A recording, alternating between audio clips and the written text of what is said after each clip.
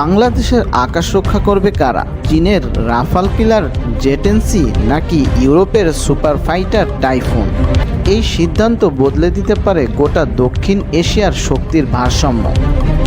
সাম্প্রতিক বাংলাদেশের বিমান বাহিনীর প্রধান নিজেই ওড়াল দিয়েছেন ইউরোফাইটার টাইফুনে, যেটি সজ্জিত ছিল আধুনিক ক্যাপ্টর AESA রাডার দিয়ে।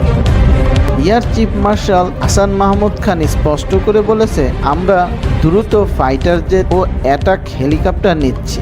চীনের জে-10C ভিগোরাস ড্রাগন, যা কিনা পাকিস্তান ইতিমধ্যে 25টি চালু করেছে। বিভিন্ন সংবাদ মাধ্যমের বরাত থেকে জানা যায়, এই যুদ্ধবিমান রাফাল সহ 6টি ভারতীয় বিমান গুলি করে নামিয়েছে। আর এই জোটেই বাংলাদেশ চাচ্ছে 16টি কেনার জন্য আলোচনায় বসতে।